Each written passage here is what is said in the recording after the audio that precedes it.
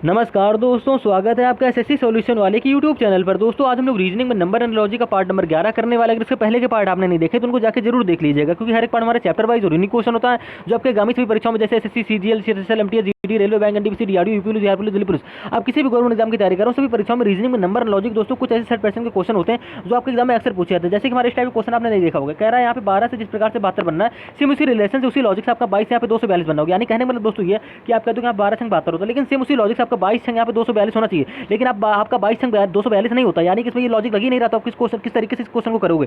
जो लॉजिक इसमें 12 से 72 में लग रहा होगा, 22 से 242 में लग रहा होगा, वही सेम लॉजिक आपका 18 से क्वेश्चन मार्क वैल्यू में लगना चाहिए। ठीक है, तो ऐसे क्वेश्चन आप बिना पेन उठाए कैसे सॉल्व करेंगे, आज की इस वीडियो में आपको ये तरीका बताने वाले हैं। तो वीडियो पे अंदर तक बने रहिएगा, हर एक क्वेश्चन को सॉल्व करने की कोशिश करिएगा।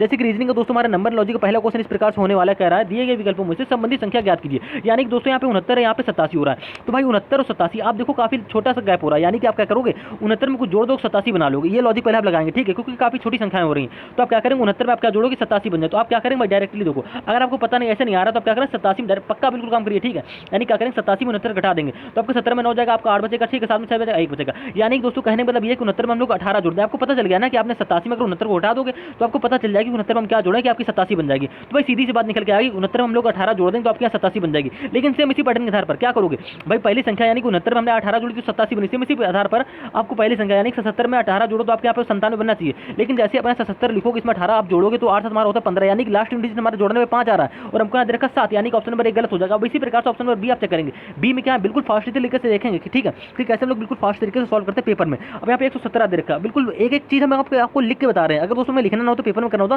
बिल्कुल मात्र 10 से 5 सेकंड भी समय नहीं लगता, हम क्वेश्चन को आसानी से हल कर देते हैं। अब देखिए यहाँ पे क्या हो रहा है, 117 हो रहा है। अब आप क्या करेंगे, लॉजिक आपका था प्लस 18 करना। आप क्या करोगे, इसमें प्लस 18 कर दोगे, यानी कि 8 7 हो गया हमारा 215। ठीक है, 1 2 1 हमारा हो गया 3 और ये हमारा 1, यानी कि जोड़ने में हमारा क्या रहा है 135 आ रहा है। और आपको देखो 135 दे रखा है, यानी कि दोस्तों इस ऑप्शन पर भी हमारा ये लॉजिक लग रहा है। लॉजिक क्या था भाई, पहले वाली संख्या यानी 117 में 18 जैसे जोड़ोगे आपका 135 बनना चाहिए और आपका देखो 135 बनना और आपको दे भी रखा है, यानी कि ऑप्शन नंबर आपका 20 करेक्ट आंसर हो जाएगा। यहाँ पे क्या दे रखा हो जाएगा, यहाँ पे क्या हो जाएगा 117 और यहाँ पे क्या आ जाएगा 135 आ जाएगा। तो उम्मीद है दोस्तों आप रीजनिंग में नंबर एंड लॉजिक इस क्वेश्चन को आसानी समझ गए। अब इसी प्रकार से क्या करेंगे, आप रीजनिंग का तो आपका दूसरा क्वेश्चन होने वाला है, मोस्ट इंपॉर्टेंट क्वेश्चन है दोस्तों। देखिए कह रहा है दिए गए विकल्पों में से संबंधित संख्या को ज्ञात कीजिए। यानी कि दोस्तों यहाँ पे 49 दे रखा है और यहाँ पे आपको दे रखा है 147। अब देखो आप अभी आपने पिछला सवाल किया तो उसमें क्या हुआ था, आप देखिएगा ध्यान से।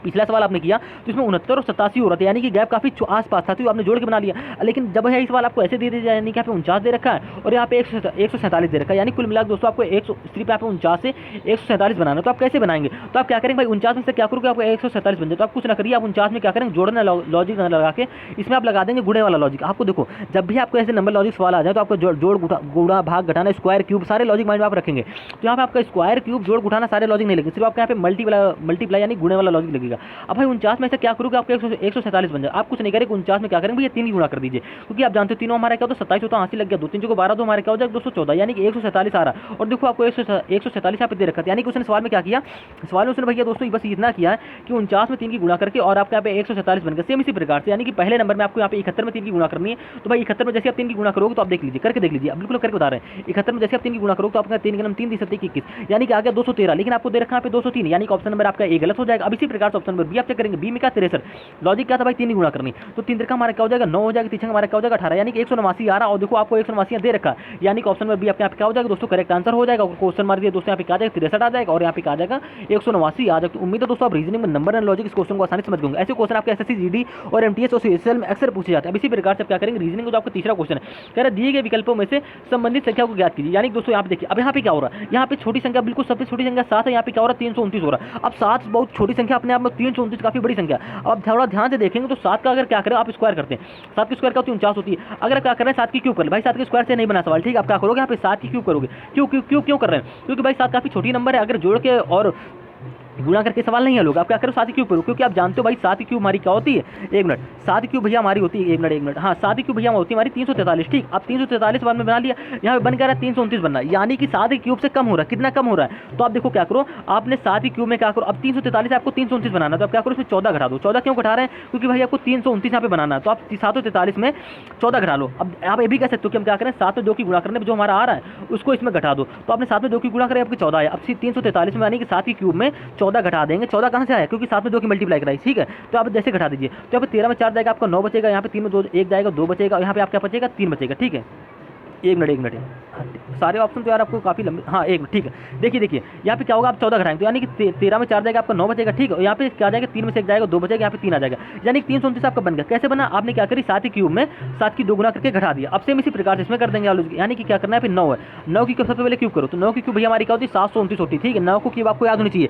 अब क्या घटाओगे, 9 की क्यूब में जिस प्रकार से आपने 7 की 2 की गुणा करके उसमें घटा दी थी, 7 की क्यूब में 7 की 2 गुणा करके घटा दी, सेम इसी प्रकार से 9 की क्यूब में 9 की 2 गुना, यानी कि 9 की में 2 की गुणा करो तो आपका क्या था 18 आता है। अब क्या करो भाई 7 की क्यूब में 18 घटा दो, तो अब जैसे इसमें 18 घटाओगे तो आपका क्या आएगा, तो भाई घटा के देख लीजिए, तो 9 में से 8 जाएगा आपका 1 बचेगा, 2 में से 1 जाएगा आपका 1 बचेगा, यहाँ पे 7 आ जाएगा, यानी कि आपका बन जाएगा 711। सेम लॉजिक आपका क्या आ जाएगा, यहाँ पे 711 आ जाएगा और आपका ऑप्शन में यहाँ पे क्या जाएगा दोस्तों, सी करेक्ट आंसर हो जाएगा। कैसे करेक्ट आंसर वो आपको पता चल गया होगा, कुछ नहीं किया, इसकी क्यूब करी, इसका 2 गुना करके इसमें घटा दी, 329 बन गया। सेम इसी प्रकार से 9 की क्यूब करी 729 आ गया, 9 को 2 गुना किया 18, इसमें घटा देंगे तो आपका बन जाएगा 711, सेम पैटर्न से, और आपको 711 ऑप्शन नंबर सी में दे रखा है, यानी कि ऑप्शन नंबर सी आपका क्या हो जाएगा दोस्तों, करेक्ट आंसर हो जाएगा। कुछ नहीं करना, तो बस प्रश्न को ध्यान समझिएगा और लॉजिक को समझिएगा और पैटर्न को समझिएगा, थ्योरी अपने घर से करिएगा, ठीक है। सेम इसी प्रकार से रीजनिंग को जो आपको चौथा क्वेश्चन है, कह रहा दिए गए विकल्पों में से संबंधित संख्या को ज्ञात कीजिए। यानी कि दोस्तों देखिए, अब यहाँ पे क्या हो रहा है, 12 से जिस प्रकार 72 हो रहा है, थंबनेल में क्वेश्चन नहीं था, आप देखो कैसे करेंगे। यहाँ 12 से क्या हो रहा है 72 हो रहा है, आप कहते हो 12 छक्का हमारा 72 हो रहा है, चलो ठीक मान ली मैंने आपकी बात, लेकिन 22 छक्का यहाँ पे 242 नहीं होता भाई, 22 छक्का यहाँ पे 242 नहीं हो रहा, यानी कि लॉजिक हमारा गलत लग रहा है। समानता मतलब क्या होता है भाई, जिस प्रकार से 12 से 72 बनाएंगे,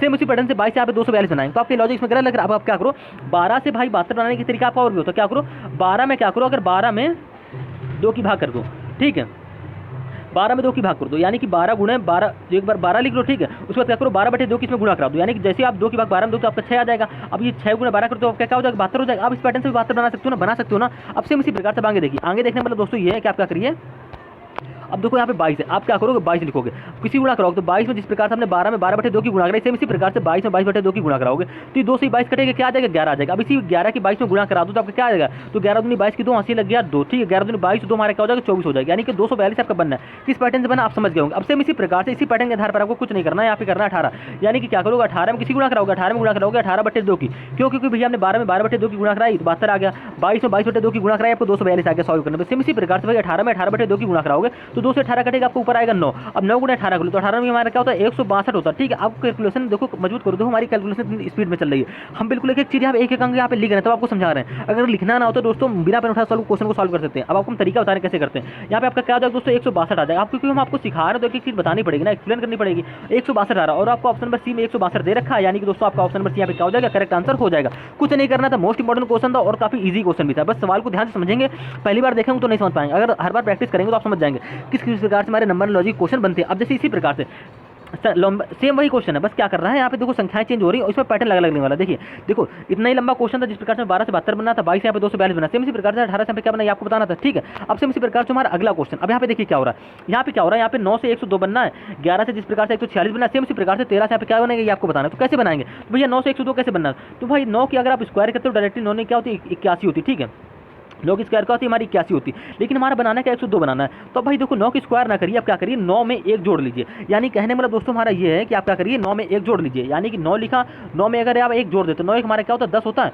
अगर इसी 10 की आप स्क्वायर कर दें तो 10 की स्क्वायर हमारी क्या होती है दोस्तों 100 होती है। अगर 100 में आप 2 जोड़ दें, 2 क्यों जोड़ रहे हो क्योंकि आपको यहाँ पे 102 दे रखा है, आप कुछ मिला के सवाल बना रहे हो ना, क्योंकि आपको सवाल सब दे रखा है। आपने क्या किया, आपको यहाँ पे 9 दे रखा था, आपने 9 में 1 जोड़ा आपका 10 हो गया, 10 की स्क्वायर करी आपका 100 हो गया, 100 में 2 जोड़ेंगे तो आपका 102 बन गया। 102 क्यों बनाया, क्योंकि आपको 102 यहाँ पे रिलेशन दे रखा था। अब सेम इसी पैटर्न के आधार पर आपको कुछ नहीं करना, यहाँ पे 11 है, जिस प्रकार से हमने 9 में 1 बढ़ाया 10 कर लिया, सेम इसी प्रकार से 11 में 1 बढ़ा दो तो भैया जैसे एक मिनट समझिए यार, पेन काम नहीं कर रहा। देखो 11 में जैसे आप 1 बढ़ाएंगे तो हमारा क्या हो जाएगा 12 हो जाएगा, 12 की स्क्वायर करोगे क्या आएगी, तो 12 की स्क्वायर दोस्तों हमारी होती है 144, ठीक 144 हो गई, लेकिन ये आपका आंसर नहीं होगी, ये वैल्यू आपकी नहीं होगी। आप क्या करोगे, जिस प्रकार से आपने देखो 9 में 1 बढ़ाया 10 हो गया, 10 की स्क्वायर में 2 जोड़ दिया, सेम इसी प्रकार से यहाँ पे 11 था, 11 में 1 बढ़ा दिया 12 हो गया, 12 की स्क्वायर 144 होगी, 144 में आप 2 जोड़ेंगे तो 144 तो हमारा क्या हो जाएगा दोस्तों 146 हो जाएगा। देखो जो कि आपको 146 दे रखा था, यानी कि ये लॉजिक हमारे इसमें लग रहा है, समानता मतलब मिल गया। लॉजिक क्या मिला इसमें कि हमने 9 में 1 बढ़ा के इसकी स्क्वायर करके 2 जोड़ दिया 102 बन गया, सेम इसी प्रकार से 11 में 1 बढ़ा के उसमें 2 जोड़ दिया इसको स्क्वायर करके 146 बन गया। अब सेम इसी पैटर्न के साथ यहाँ पे 13 आप क्या करोगे, 13 की स्क्वायर नहीं करोगे, 13 में 1 बढ़ाओगे, 13 में 1 बढ़ाओगे तो क्या हो जाएगा 14 हो जाएगी, 14 की स्क्वायर करो, 14 की स्क्वायर होती है हमारी 196, लेकिन 196 भी आपका आंसर नहीं होगा। आंसर क्या होगा, उसमें 2 जोड़ोगे सेम पैटर्न के आधार पर, आप समझ गए हम 2 क्यों जोड़ रहे हैं। 196 तो हमारे क्या होता है 198, तो जो कि आपकी क्वेश्चन मार्क वैल्यू हो जाएगी सेम लॉजिक से सेम पैटर्न के आधार पर। तो उम्मीद है दोस्तों आप रीजनिंग में नंबर एंड लॉजिक इस क्वेश्चन को आसानी से समझ गए होंगे। दोस्तों आपका ऑप्शन नंबर यहाँ पे क्या हो जाएगा, एक करेक्ट आंसर हो जाएगा। और दोस्तों ऐसे क्वेश्चन क्वेश्चन आपके एग्जाम में अक्सर पूछे जाते हैं। आप किसी भी गवर्नमेंट एग्जाम की तैयारी करो, SSC, CGL, CHSL, MTS, GD, railway, bank, NTPC, DRDO, UP police, Bihar police, railway, तो सीआरपीएफ और आर्मी, आप किसी भी गवर्नमेंट एग्जाम की तैयारी करो, सभी परीक्षाओं में रीजनिंग आपको ऐसे नंबर लॉजिक के प्रश्न देखने को मिलेंगे। तो हर एक प्रश्न को ध्यान से समझिएगा और हर एक क्वेश्चन को नोट भी करिएगा।